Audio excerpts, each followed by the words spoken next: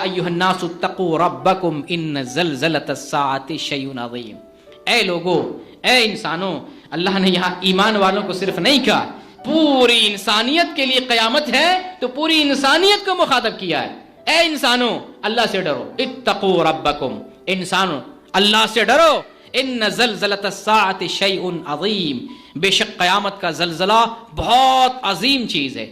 یہ کوئی معمولی چیز نہیں ہے جسے تم سنو اور اس کان سے اس کان سے نکال دو، جسے تم سنو اور پرواہ نہ کرو، جس کو بیان کیا جائے اور تمہارے جسم پر کوئی فرق نہ پڑے، تمہارے اندر کوئی تبدیلی پیدا نہ ہو.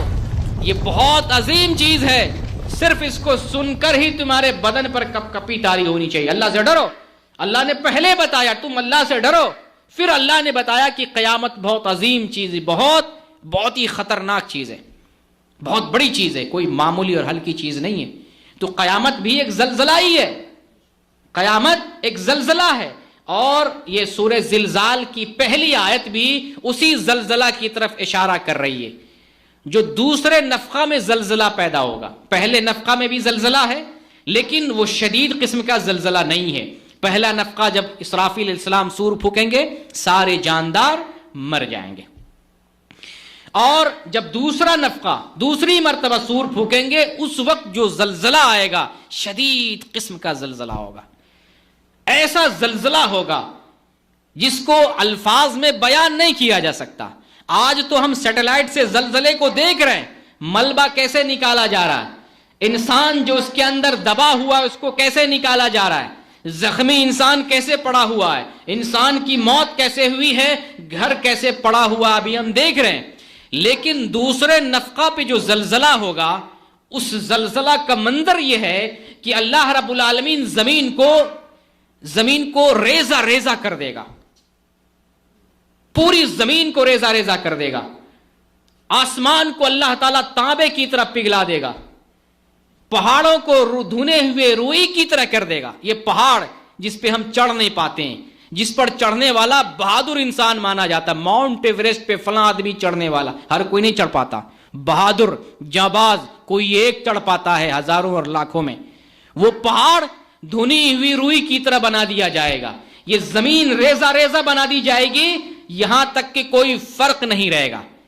سمندر، بڑی بڑی عمارتیں، بڑے بڑے پہاڑ، انسان، سارے کچھ تہس نہس ملیا میٹ زمین کو اللہ تعالیٰ الٹ پلٹ کر سمتل اور ہموار بنا دے گا. پھر ایک آگ یمن کی طرف سے نکلے گی اور وہ آگ سب کو لے جا کر محشر میں جمع کر دے گی. یہ ہے دوسرا نفخہ، اور اسی زلزلے کی یہاں بات کی جا رہی ہے. بہت شدید قسم کا زلزلہ ہے. اس زلزلے سے ذرا اس زلزلہ کو یاد کرتے ہیں، اپنا ایمان تازہ کرتے ہیں، نصیحت حاصل کرتے ہیں کہ اس وقت کون آدمی کس حال میں ہوگا، کس صورت میں ہوگا، کس شکل میں ہوگا، کیسا ہوگا، کس حالت میں ہوگا. کام آئے گا تو عمل کام آئے گا. تو آج کا جو چھوٹا سا زلزلہ ہے، کہنے کے لیے چھوٹا ہے لیکن ہے واقعتاً بڑا زلزلہ ہے. یہ 7.9 کی شدت سے زلزلہ آیا ہے اور 20,000 سے زیادہ لوگ ختم ہو چکے ہیں. ابھی بھی کتنے ہزار کی تعداد میں لوگ زندگی اور موت کی جنگ لڑ رہے ہیں، پتہ نہیں اس میں سے کتنا بچے نہ بچے. اور پھر ٹھنڈی کا موسم ہے، جو بچے ہوئے ہیں وہ بھی کھلے آسمان کے نیچے ہیں، ٹھنڈی سے کتنے لوگ مر جائیں گے. ایک زلزلہ آیا اور ہزاروں جانیں تباہ ہو گئیں، ہزاروں مکانات تباہ ہو گئے، ہزاروں جانور، مخلوق، ہزاروں چیزیں، دولت کی دولت تباہ ہو گئی، کمپنی کی کمپنی تباہ ہو گئی، سامان کی سامان، جتنی چیزیں تھی ساری چیزیں تباہ ہو گئیں کچھ لمحے، کچھ سیکنڈ میں.